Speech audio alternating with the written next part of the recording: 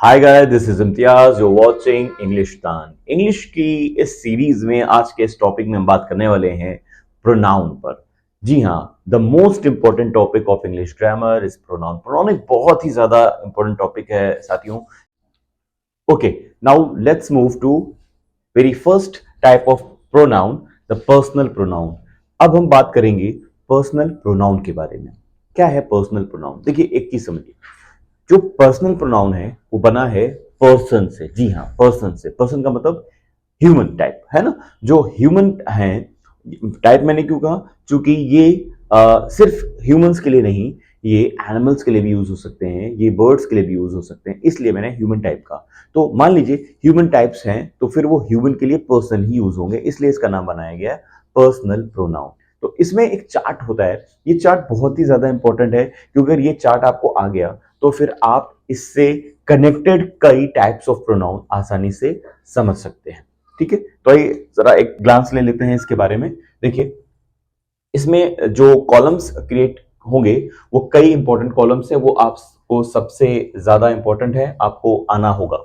हर चीज को आपको अच्छे से समझना है, कनेक्ट रहिएगा, कतई इसको ड्रॉप मत करिएगा। देखिए, इसमें एक कॉलम होगा पर्सन का, फिर एक कॉलम होगा सब्जेक्टिव्स का, एक कॉलम होगा ऑब्जेक्टिव्स का, पजेसिव एडजेक्टिव का, पजेसिव प्रोनाउन का, और एक कॉलम यहां पर आपको देखने को मिलेगा रिफ्लेक्सिव प्रोनाउन का। तो यहां पर एक एक चीज को हम लोग डिटेल में समझेंगे। तो देखिए, सबसे पहले अगर बात करें पर्सन्स की, तो how many persons are there? There are three types of person, first, second and third. There are three types of person, first, second and third. अब यहां से क्वेश्चन पूछा जा सकता है आपसे, डायरेक्टली या इनडायरेक्टली, आपको पता होना चाहिए। कैसे भी पूछा जाए, रिटन में कैसे भी, वो आपको इसको समझ में आना चाहिए। जैसे फर्स्ट पर्सन का यहां पर सब्जेक्ट क्या है? आई एंड वी। सेकेंड पर्सन का सब्जेक्टिव क्या है? यू। थर्ड पर्सन का सब्जेक्टिव क्या है? ही, शी, इट और दे। ये हो गया सब्जेक्टिव। तो टोटल मिलाकर कितने हो गए? टोटल मिलाकर हो गए आपके 7 सब्जेक्ट्स। अभी हम बात करेंगे ऑब्जेक्टिव की। तो आई का ऑब्जेक्ट मी, वी का ऑब्जेक्ट अस, यू का ऑब्जेक्ट यू, ही का ऑब्जेक्ट हिम, शी का ऑब्जेक्ट हर, इट का ऑब्जेक्ट इट, और इस तरह दे का ऑब्जेक्ट देम। फिर अब हम बात करेंगे आई के पॉसेसिव के बारे में। देखिए, पॉसेसिव एडजेक्टिव है, ये पॉसेसिव प्रोनाउन है। आई का पॉसेसिव एडजेक्टिव माई, आई का, वी का पॉसेसिव एडजेक्टिव आवर, यू का पॉसेसिव एडजेक्टिव योर, ही का पॉसेसिव एडजेक्टिव हिज, शी का हर, इट का इट्स, और दे का दियर, इस तरह। फिर पॉसेसिव प्रोनाउन, आई का पॉसेसिव प्रोनाउन माइन, वी का आवर्स, यू का योर्स, ही का हिज, शी का हर्स, इट का इट्स, और दे का दियर्स। ये पॉसेसिव प्रोनाउंस हो गए। अब रिफ्लेक्सिव प्रोनाउन, आई का माई सेल्फ, वी का आवर सेल्फ, यू का your self and your selves. यहां पर योर सेल्फ तो होगा, देन ही का हिमसेल्फ, शी का हर सेल्फ, इट का इट सेल्फ एंड दे का देम सेल्फ। ये आपने पर्सनल प्रोनाउन पढ़ा। अब यहां से मैंने आपसे जैसे कहा था कि एक्सरसाइज भी मैं आपको प्रैक्टिस कराऊंगा। तो यहां सबसे पहले आपको एक बार समझना होगा कि कौन किस तरह इंपॉर्टेंस रखता है।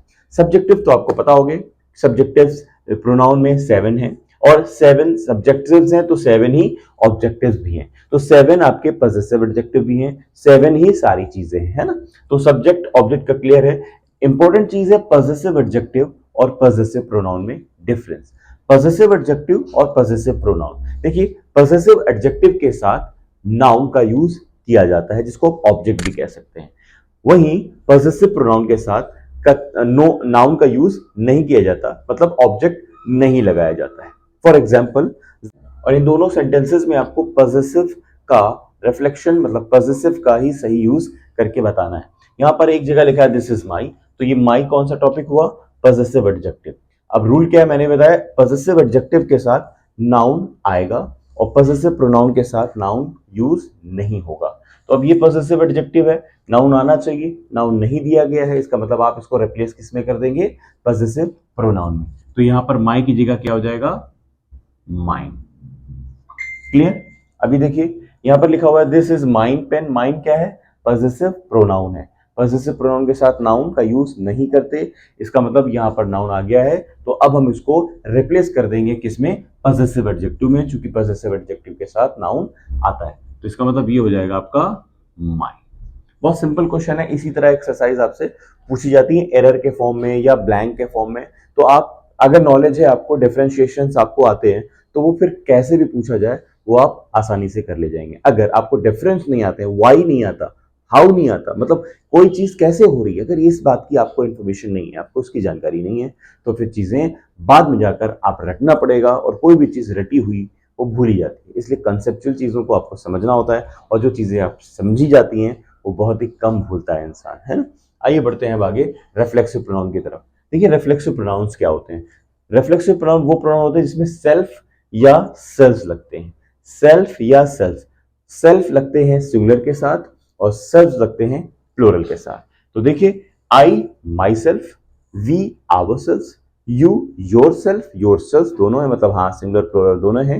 He himself, she herself, it itself और दे देमसेल्फ। इसका मतलब ये हुआ कि जो प्लूरल है वो तीन है, आवरसेल्व्स, योरसेल्व्स और देमसेल्फ, जबकि सिंगुलर है ज्यादा, my self, yourself, himself, herself, itself. ठीक है।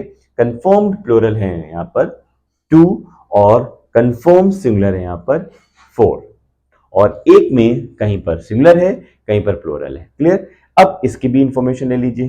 देख पा रहे होंगे आप कि यहाँ पर योर सेल्फ भी है और यहाँ पर योर सेल्फ भी है। तो इसको कैसे टैकल करेंगे, इसको जरा देख लीजिए। इसका यहाँ पर मैंने दो सेंटेंस दिए, आप दोनों सेंटेंस देख पा रहे होंगे। एक जगह लिखा हुआ है you are doing yourself. इसका मतलब जब यू किसी सेंटेंस का सब्जेक्ट होता है तो उसका रिफ्लेक्सिव प्रोनाउन योर सेल्फ होता है, और जब किसी सेंटेंस का सब्जेक्ट ऑल ऑफ यू होता है या यू ऑल होता है तो उसका रिफ्लेक्सिव प्रोनाउन योर सेल्फ होता है।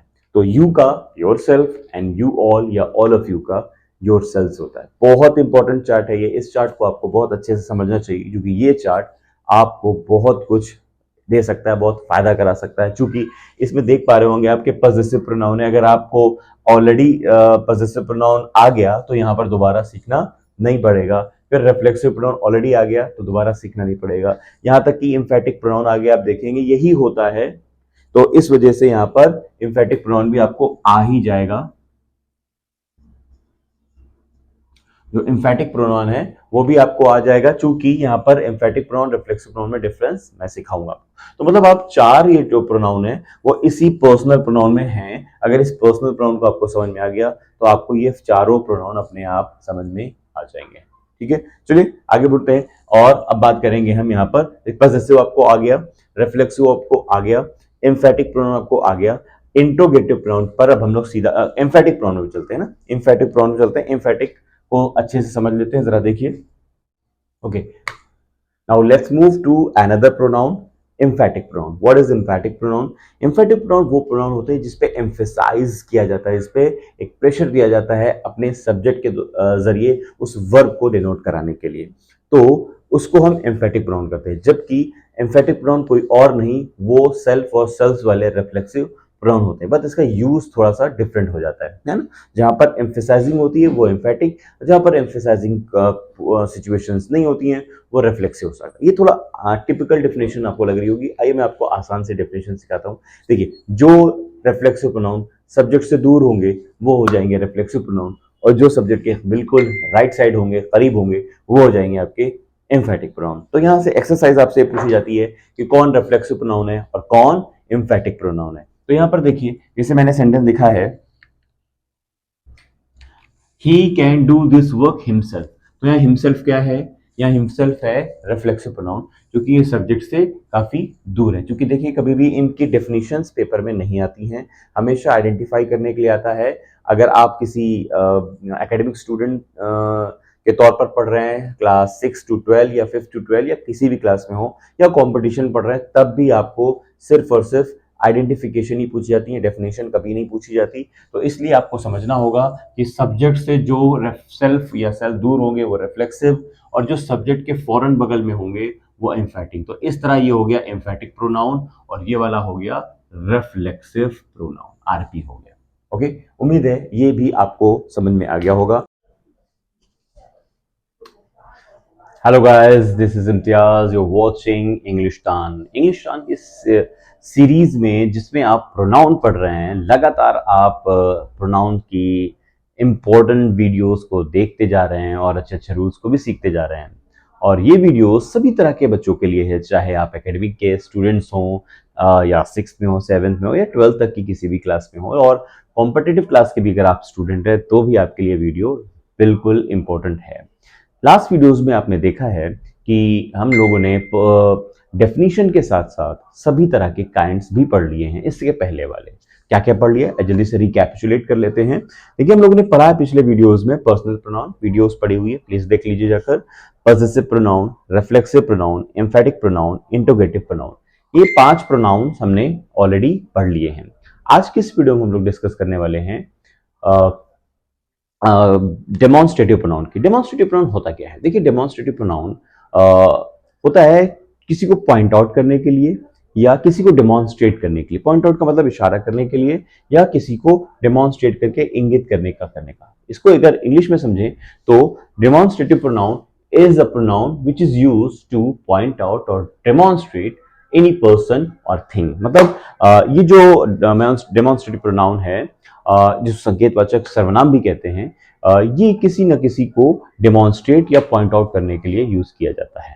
ठीक है, तो इसमें कौन कौन से प्रोनाउन आते हैं बच्चों, जल्दी से इसको भी देख लेते हैं। देखिए, इसमें अगर हम बात करें तो मेनली 4 प्रोनाउंस कंसीडर किए जाते हैं, जैसे दिस, दैट, दीज और दोस। ये मेनली 4 प्रोनाउन हैं जिनको कंसीडर किया जाता है एज अ डेमोन्स्ट्रेटिव प्रोनाउन। ठीक है, अब इनके अपने पर्टिकुलर रूल भी होते हैं, आइए जल्दी से उनको देख लेते हैं। लेकिन उससे पहले मैं आप सभी से ये रिक्वेस्ट करना चाहूंगा कि आप हमारे अगर चैनल में नए हैं तो जल्दी से चैनल को सब्सक्राइब करें, लाइक करें और शेयर करना तो कतई ना भूलिएगा, ताकि आपका ये इंग्लिश टान फैमिली और बड़ी हो सके। ठीक है, तो आइए जल्दी से बात कर लेते हैं कि दिस का रूल क्या है। देखिए, दिस का जो रूल है वो नियर थिंग्स, जो पास की चीजें होती हैं उनके लिए और सिंगुलर कैटेगरी के यूज के लिए होती हैं। उसी जगह जब आप बात करते हैं दैट की, तो दैट फार थिंग्स, दूर की चीजों के लिए होता है, जबकि ये भी सिंगुलर होता है। इसका मतलब दिस और दैट सिंगुलर होते हैं, बस फर्क ये है कोई पास के लिए है, दिस पास के लिए है और दैट दूर के लिए है। उसी जगह जब हम बात करते हैं दीज और दोस की, तो दीज और दोस दोनों प्लोरल के लिए हैं, जबकि दीज नियर की थिंग्स के लिए, पास की चीजों के लिए, और दोस दूर की चीजों के लिए यूज किया जाता है। ठीक है, तो अगर ये चीज आपको अगर समझ में आ जाती है, तब नीचे मैंने इसके लिए एक एक्सरसाइज दी हुई है, उम्मीद है आप इसको अच्छे से करेंगे। अगर कोई डाउट हो तो पहले डाउट करके पूछ लिया करिए। मैं अगले भी जो आपके डाउट्स होंगे, मैं नेक्स्ट वीडियो में उसका सोल्यूशन आपको जरूर दिया करूंगा। हालांकि लाइव क्लासेस नहीं है, बहुत जल्द लाइव क्लासेस, अगर इस पे आप जल्दी जल्दी इसको सब्सक्राइब करते हैं और 1000 सब्सक्राइबर करा देते हैं तो फिर मैं लाइव क्लासेस प्रोवाइड करा पाऊंगा, और तब तक के लिए जो है आपको इसमें बहुत सारे कोऑपरेशंस देने पड़ेंगे, है ना।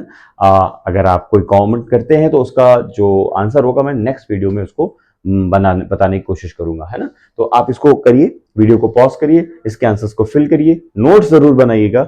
मैं आंसर लिखता हूं, उसके बाद आप मैच करिएगा आपका सही है या गलत है। आइए जल्दी से कर लेते हैं एक बार। उम्मीद है आपने कर लिया होगा। तो अब देखिए इसका आंसर क्या होगा। देखिए, जैसे लिखा हुआ है डैश इज अ पेन। देखिए, ये वर्ब कैसी है? सिंगुलर।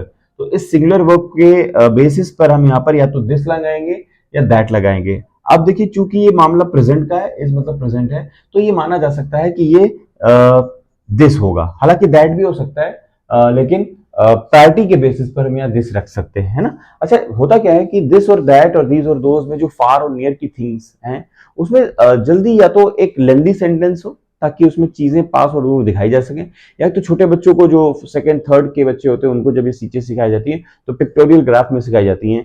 तो अगर कोई फोटो यहाँ पर बना हो तो वो पास हो गया, कोई फोटो यहाँ बना हो तो वो दूर हो गया, इस तरह सिखाया जाता है सिंगुलर और प्लूरल के साथ साथ, है ना। तो इस वजह से हम सिंगुलर पास और दूर को टेंस के वाइज समझ रहे हैं। अगर प्रेजेंट है तो मामला पास है, और पास्ट है तो दूर है। देखो, ये वॉज है मतलब पास्ट है, इस वजह से हम यहाँ पर दैट कंसीडर कर ले रहे हैं। फिर यहाँ पर देखिए आर है मतलब प्रेजेंट है और प्लूरल है, इस वजह से यहाँ पर आंसर दीज हो जाएगा। और ये पास्ट प्लूरल है, इस वजह से यहाँ पर दोस हो जाएगा, दूर है ना। तो उम्मीद है आपको ये बात समझ में आ गई होगी, और अगर ये समझ में आ गई है तो जल्दी से वीडियो को लाइक कर दीजिए, चैनल को सब्सक्राइब कर दीजिए और प्लीज अपने सभी दोस्तों को शेयर करना मत भूलिएगा। और हाँ, मैंने आपसे एक वादा किया हुआ है पहले ही से, तरीका क्या रहेगा हमारे सीरीज का जो भी आगे हम लोग पढ़ने वाले हैं, वन बाय वन एक एक चीजें हम लोग पढ़ रहे हैं, और उसके बाद जब ये पूरे 10 टाइप्स हो जाएंगे, ये कंबाइंड आपके साथ एक वीडियो में मैं मर्ज करके आपको दे दूंगा, उसके पूरा एक फुल रिवीजन ले लीजिएगा। उसके बाद एक्सरसाइज की बारी आएगी, कतई एक भी सेंटेंस छूटने नहीं पाएगा, चाहे आपका बोर्ड हो, चाहे आपका प्री बोर्ड हो, या किसी तरह का कोई यूनिट टेस्ट हो, या आप कॉम्पिटिटिव स्टूडेंट हो, तो भी आपको यहाँ से कोई भी कमी रहने नहीं वाली, सब कुछ पूरा हो जाएगा। Till then you have to subscribe the channel and share also, और if you like the video please channel को लाइक करें, चैनल को सब्सक्राइब करें और वीडियो को लाइक करके शेयर करना ना भूलिए। चलिए मिलते हैं एक नेक्स्ट टाइप में, जिसमें हम पढ़ने वाले हैं रिलेटिव प्रोनाउन। बहुत इंपॉर्टेंट वीडियो होगा ये, तब तक के लिए till then good evening. Hello guys, this is Imtiaz, you are watching Englishtan. Englishtan की इस दुनिया में आपका स्वागत है। आज इस वीडियो में हम बात करने वाले हैं प्रोनाउन के नेक्स्ट सीरीज डिस्ट्रीब्यूटिव प्रोनाउन के बारे में। डिस्ट्रीब्यूटिव प्रोनाउन भी एक बहुत ही ज्यादा इंपॉर्टेंट प्रोनाउन होता है साथियों, क्योंकि ये प्रोनाउन एडजेक्टिव से रिलेट कर जाता है। डिस्ट्रीब्यूटिव प्रोनाउन और डिस्ट्रीब्यूटिव एडजेक्टिव में कंपैरिजन सिखाया जाता है, मैं भी सिखाऊंगा एज आई प्रॉमिस यू, लेकिन डिस्ट्रीब्यूटिव एडजेक्टिव एक बार आ जाएगा ना तो ज्यादा क्लियर हो जाएगा। इसके लिए अभी थोड़ा सा वेट करना पड़ेगा, क्योंकि डिस्ट्रीब्यूटिव एडजेक्टिव डिस्ट्रीब्यूटिव प्रोनाउन में कंपैरिजन कराने में आपको मजा भी आएगी और सीखने में भी अच्छा लगेगा। तो आज के इस वीडियो में हम बात करने वाले हैं डिस्ट्रीब्यूटिव प्रोनाउन के बारे में। याद रहे, इसके पहले के सभी मैंने जो टॉपिक्स हैं प्रोनाउन के काइंड्स, वो सभी क्लियर करा दिए हैं, वो आपके लिए देखना बहुत जरूरी है, क्योंकि अगर आपने वो मिस किए तो आगे की सीरीज जो इंटरकनेक्टेड है वो आपको समझ में नहीं आने वाली। इसलिए जल्दी से देख लीजिए। प्रोनाउन की डेफिनेशन के साथ साथ हम लोगों ने सारी चीजें कवर की हैं, personal pronoun, possessive pronoun, reflexive, एम्फैटिक, interrogative, demonstrative, relative, ये सभी चीजें कवर की हैं। और आज के इस वीडियो में कवर करने जा रहे हैं डिस्ट्रीब्यूटिव प्रोनाउन, जो कि एक one of the most important topic भी है प्रोनाउन का। इसमें कौन कौन से प्रोनाउन आते हैं और इसका रूल क्या है, इसके सेंटेंसेस क्या, एक्सरसाइज कैसे होगी, इन सभी पर हम लोग बात करने वाले हैं। चलिए जल्दी से शुरू कर लेते हैं आज का ये वीडियो। तो वीडियो शुरू करने से पहले मैं आप सभी से रिक्वेस्ट करूंगा, वीडियो एंड तक जरूर देखिएगा, चीजों को समझने की कोशिश करिएगा, और हाँ, अच्छा लगे तो लाइक करिएगा, चैनल को सब्सक्राइब करिएगा और शेयर करना तो कतई मत भूलिएगा। दूसरी बात, नोट्स बनाइए जरूर। बुक्स के साथ साथ नोटबुक बहुत ज्यादा जरूरी होती है, आपको पता है। तो बुक्स मैं बन गया हूं आपके लिए, नोटबुक आप बन जाइए और लेकर बैठ जाइए। हर एक चीज को नोट करिए, कोई डाउट है कमेंट बॉक्स में कमेंट करिए, नेक्स्ट वीडियो में इसका आपको सोल्यूशन जरूर मिल जाएगा। देखिए, हम लोग बात कर रहे हैं यहाँ पर डिस्ट्रीब्यूटिव प्रोनाउन की। तो डिस्ट्रीब्यूटिव प्रोनाउन क्या है?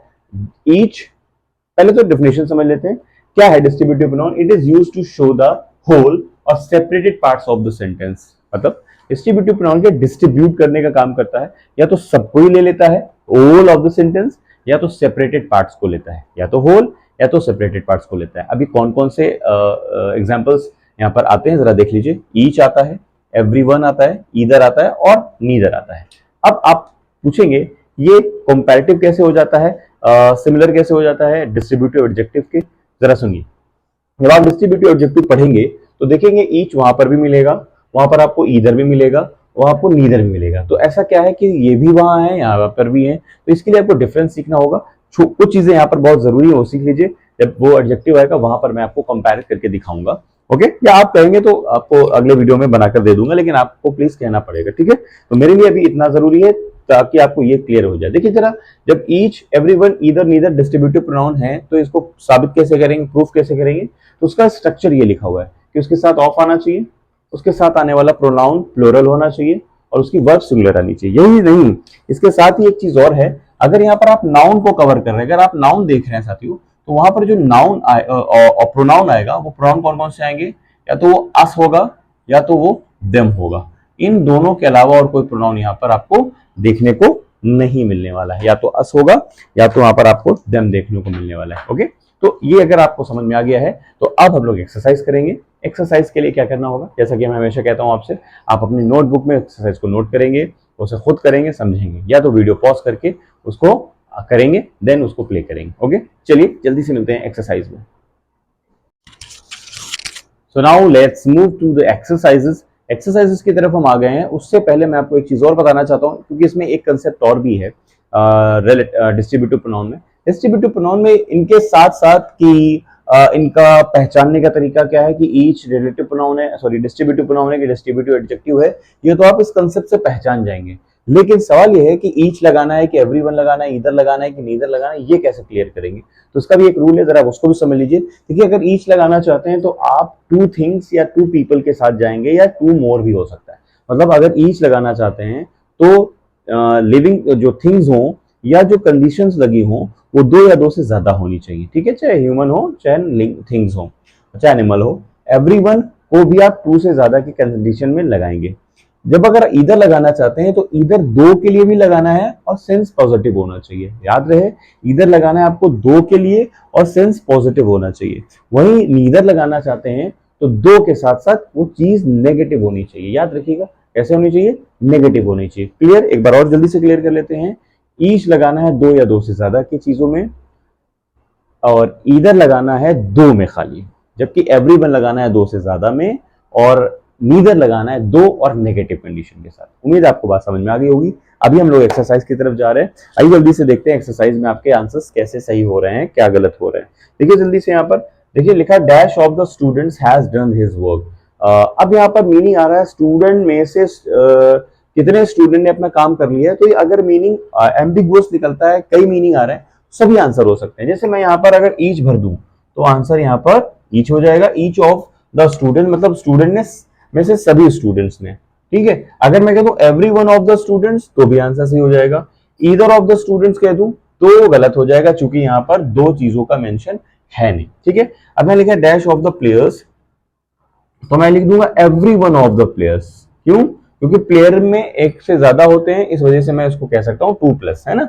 अभी देखिए dash of them has tried best in his exam, तो अब यहां पर हम कह सकते हैं एवरीवन भी हो सकता है, ठीक है, या यहां पर जो हम कह सकते थे एवरीवन यहां पर भी हो सकता है। मतलब क्या चीजें आ रही हैं कि जैसा मीनिंग बन रहा है वैसा आंसर आ सकता है, ठीक है। और यहां पर बात करें तो नीदर हो सकता है। अच्छा यहाँ पर और कौन सा आंसर हो सकता है? Everyone of them has tried best in his exam.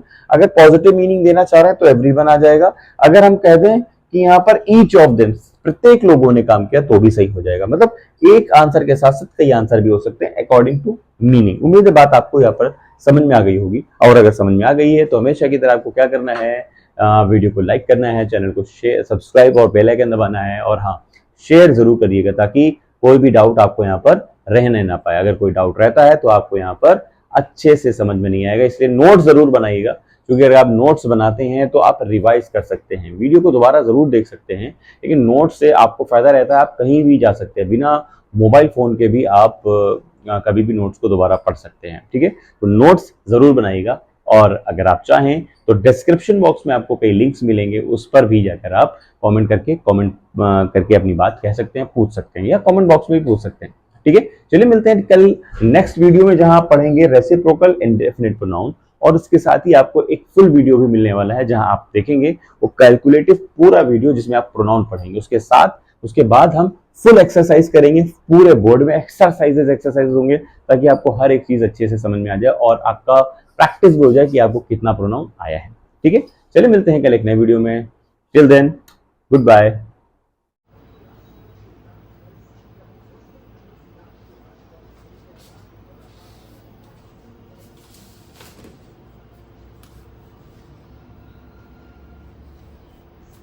Hello guys, this is Imtiaz, you are watching English टान की इस प्रोनाउन सीरीज में आप सभी का वेलकम है, और आप सभी देख रहे हैं प्रोनाउन के वीडियोस को। प्रोनाउन के सभी वीडियोस ऑलमोस्ट कंप्लीट हो चुके हैं, और आज के इस वीडियो में हम बात करने वाले हैं आज के लास्ट प्रोनाउन के वीडियो की, जिसका नाम है indefinite pronoun. Indefinite pronoun is also one of the most important pronouns. ये भी एक बहुत इंपॉर्टेंट प्रोनाउन है, इसका भी कई अपने में यूज है। ब्लैंक्स में भी पूछा जाता है, एरर में भी पूछा जाता है, और ये सूटेबिलिटी के अकॉर्डिंग भी सेंटेंस में पूछा जाता है। तो हम लोग आज पढ़ेंगे इंडेफिनिट प्रोनाउन क्या होता है, और इसको इन शॉर्टकट मेथड से भी जानने की कोशिश करेंगे। इसके बाकी इंटरकनेक्टेड टॉपिक्स में क्या यूज हो सकता है, लेकिन उससे पहले हम ये जान लेंगे अभी तक हमने प्रोनाउन के कौन कौन से टॉपिक पढ़ रखे हैं। तो प्रोनाउन की डेफिनेशन के साथ साथ हमने टाइप्स ऑफ प्रोनाउन में no pronoun, all non pronouns को ऑलरेडी पढ़ रखा है। आप प्लीज अगर आपने वो वीडियो नहीं देखे हैं तो जाइए उस वीडियो को जरूर देखिए और उसके बाद ये डेमोन्स्ट्रेटिव प्रोनाउन भी देखिएगा। तो personal, possessive pronoun, reflexive pronoun, emphatic pronoun, interrogative pronoun, demonstrative pronoun, relative pronoun, distributive pronoun, reciprocal pronoun और इंडिफरेंट प्रोनाउन।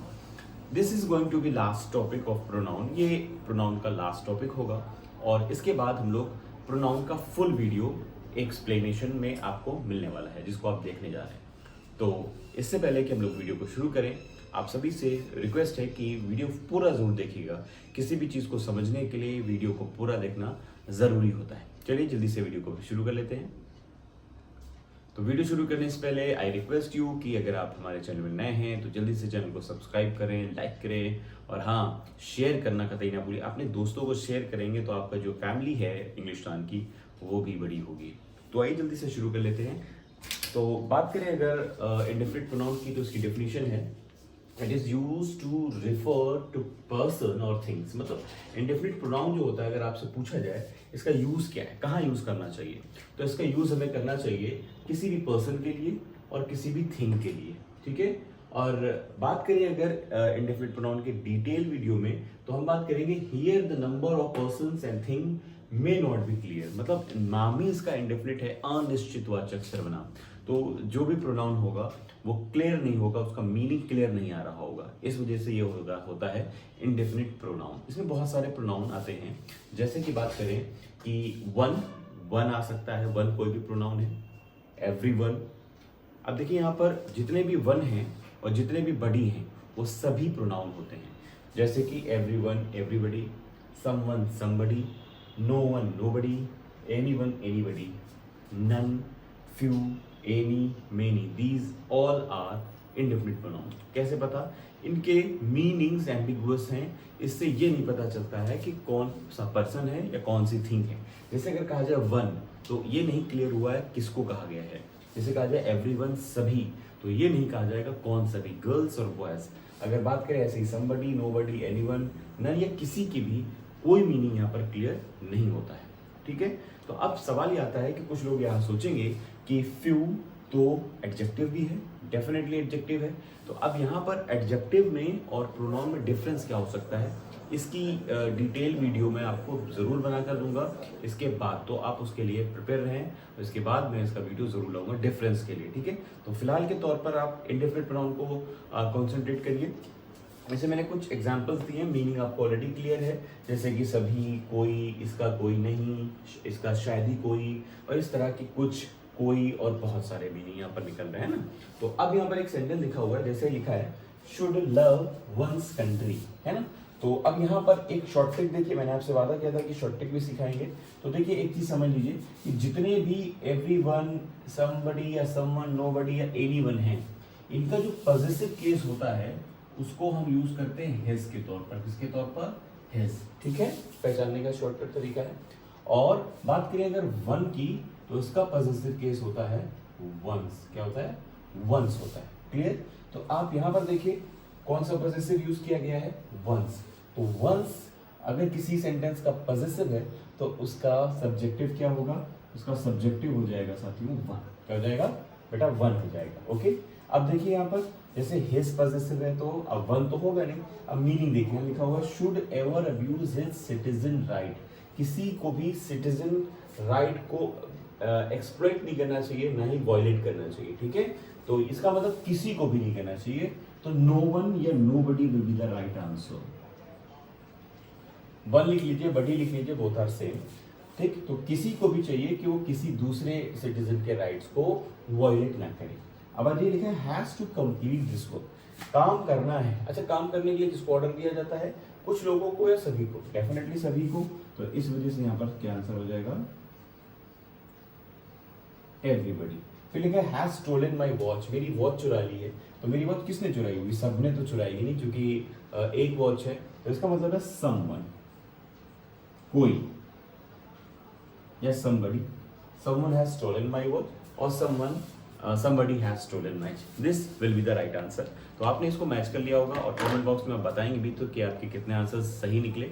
और वीडियो में आप ये ज़रूर कमेंट किया करिए कि आपको वीडियो कैसा लगा, और ताकि मुझे इंकरेजमेंट मिले और इस तरह की मैं और इम्पोर्टेंट वीडियो ट्रिक के साथ आपको बनाकर दे सकूँ। तो जल्दी से वीडियो को लाइक कर दीजिए, अगर आपने लाइक ना किया हो चैनल को सब्सक्राइब कर दीजिए और अपने सभी दोस्तों को शेयर करना ना भूलिएगा। तो आज की इस कड़ी में जो हमारा प्रोनाउन था वो फिनिश हो गया, कंप्लीट हो गया। अब अगले वीडियो में आप देखेंगे कि फुल वीडियो आपको प्रोनाउन का मिलने वाला है, लेंदी होगा ताकि आप इसको अच्छे से समझ पाएँ एक ही वीडियो में। अभी तक के वीडियो में आपने देखा कि मैंने सबको अलग अलग डाला है, अब आप देखेंगे कि एक कंप्लीट वीडियो आएगा, उसमें आपको सब कुछ समझ में आने वाला है। ठीक है, चलिए मिलते हैं कल एक नए टॉपिक में। आपको कौन सा टॉपिक पढ़ना है कमेंट बॉक्स में कमेंट करके बताइए, जिसके ज़्यादा कमेंट होंगे उसी का टॉपिक पढ़ाया जाएगा, या फिर मैं जो बेहतर समझूंगा वो आपको ज़रूर पढ़ाऊंगा। चलिए मिलते हैं नेक्स्ट वीडियो में। Till then good bye.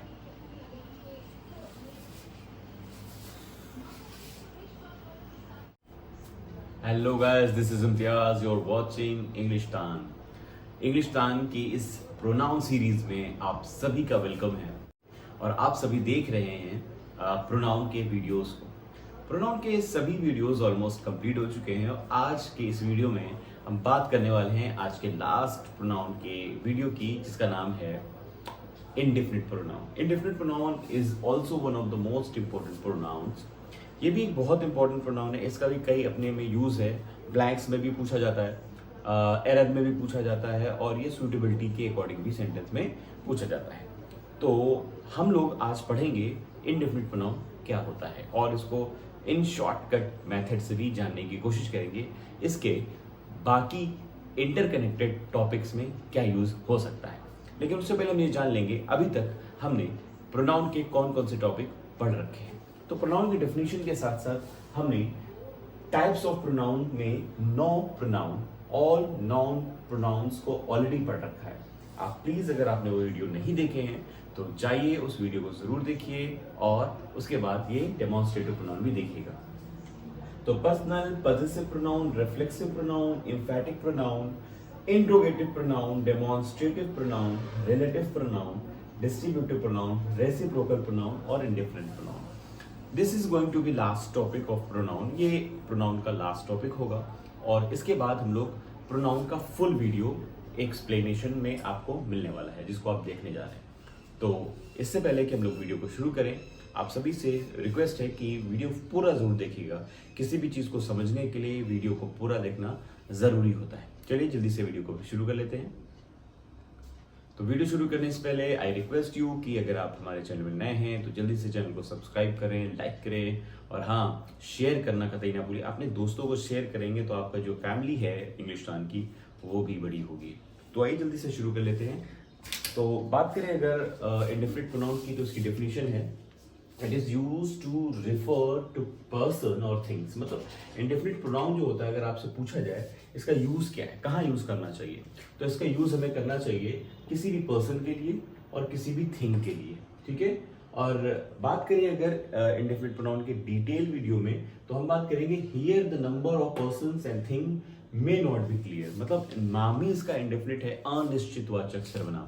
तो जो भी प्रोनाउन होगा वो क्लियर नहीं होगा, उसका मीनिंग क्लियर नहीं आ रहा होगा, इस वजह से ये होता है इंडेफिनिट प्रोनाउन। इसमें बहुत सारे प्रोनाउन आते हैं, जैसे कि बात करें कि वन आ सकता है, वन कोई भी प्रोनाउन है, एवरीवन।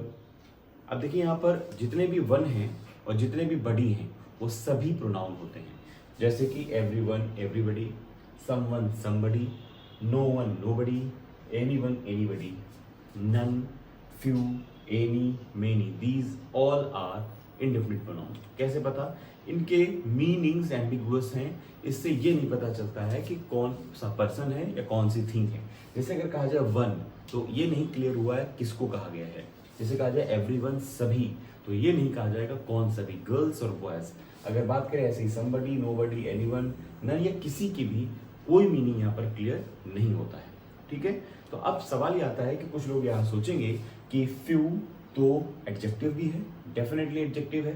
तो अब यहाँ पर एडजेक्टिव में और प्रोनाउन में डिफरेंस क्या हो सकता है, इसकी डिटेल वीडियो मैं आपको ज़रूर बना कर दूंगा इसके बाद, तो आप उसके लिए प्रिपेयर रहें। इसके बाद मैं इसका वीडियो ज़रूर लाऊंगा डिफरेंस के लिए, ठीक है। तो फिलहाल के तौर पर आप इंडेफिनिट प्रोनाउन को कॉन्सेंट्रेट करिए। वैसे मैंने कुछ एग्जाम्पल्स दिए, मीनिंग आपको ऑलरेडी क्लियर है, जैसे कि सभी, कोई, इसका कोई नहीं, इसका शायद ही कोई, और इस तरह की कुछ, कोई और बहुत सारे मीनिंग यहाँ पर निकल रहे हैं ना। तो अब यहाँ पर एक सेंटेंस लिखा हुआ है, जैसे लिखा है शुड लव वंस कंट्री, है ना। तो अब यहाँ पर एक शॉर्ट ट्रिक देखिए, मैंने आपसे वादा किया था कि शॉर्ट ट्रिक भी सिखाएंगे। तो देखिए एक चीज समझ लीजिए कि जितने भी एवरीवन, समबडी या समवन, नोबडी या एनीवन हैं, इनका जो पॉजिटिव केस होता है उसको हम यूज करते हैं हिज के तौर पर। किसके तौर पर? हिज, ठीक है। पहचानने का शॉर्टकट तरीका है। और बात करें अगर वन की, तो इसका पॉजिटिव केस होता है वंस। क्या होता है? वंस होता है। क्लियर? तो आप यहां पर देखिए कौन सा पॉजिटिव यूज किया गया है? वंस। तो वंस अगर किसी सेंटेंस का पॉजिटिव है तो उसका सब्जेक्टिव क्या होगा? उसका सब्जेक्टिव हो जाएगा साथियों वन। क्या हो जाएगा बेटा? वन हो जाएगा। ओके। अब देखिए यहाँ पर जैसे हिज पॉजिटिव है तो अब वन तो होगा नहीं। अब मीनिंग देखिए, लिखा हुआ should ever abuse his citizen right. किसी को भी सिटीजन राइट को एक्सप्लॉइट नहीं करना चाहिए, ना ही वायलेट करना चाहिए, ठीक है। तो इसका मतलब किसी को भी नहीं करना चाहिए। तो नो वन या nobody will be the right answer. One लिख लीजिए, बडी लिख लीजिए, बोथ आर सेम, ठीक। तो किसी को भी चाहिए कि वो किसी दूसरे सिटीजन के राइट्स को वायलेट ना करे। अब ये लिखा है has to complete this work. काम करना है। अच्छा, काम करने के लिए किसको ऑर्डर दिया जाता है? कुछ लोगों को या सभी को? डेफिनेटली सभी को। तो इस वजह से यहाँ पर क्या आंसर हो जाएगा? एवरीबडी। फिर लिखा है हैज स्टोलन माय वॉच। मेरी वॉच चुरा ली है। तो मेरी वॉच किसने चुराई होगी? सबने तो चुराई ही नहीं, क्योंकि एक वॉच है। तो इसका मतलब है समवन, कोई, या somebody, someone has stolen my watch or somebody has stolen my watch. This will be the right answer. तो आपने इसको मैच कर लिया होगा और कमेंट बॉक्स में आप बताएंगे भी तो कि आपके कितने आंसर्स सही निकले। और वीडियो में आप ये ज़रूर कमेंट किया करिए कि आपको वीडियो कैसा लगा, और ताकि मुझे इंकरेजमेंट मिले और इस तरह की मैं और इम्पोर्टेंट वीडियो ट्रिक के साथ आपको बनाकर दे सकूँ। तो जल्दी से वीडियो को लाइक कर दीजिए, अगर आपने लाइक ना किया हो चैनल को सब्सक्राइब कर दीजिए और अपने सभी दोस्तों को शेयर करना ना भूलिएगा।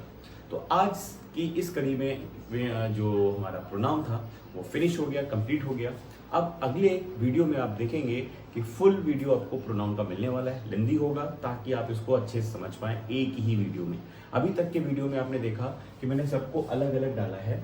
अब आप देखेंगे कि एक कंप्लीट वीडियो आएगा, उसमें आपको सब कुछ समझ में आने वाला है, ठीक है। चलिए मिलते हैं कल एक नए टॉपिक में। आपको कौन सा टॉपिक पढ़ना है कमेंट बॉक्स में कमेंट करके बताइए। जिसके ज़्यादा कमेंट होंगे उसी का टॉपिक पढ़ाया जाएगा, या फिर मैं जो बेहतर समझूंगा वो आपको ज़रूर पढ़ाऊंगा। चलिए मिलते हैं नेक्स्ट वीडियो में। Till then good bye.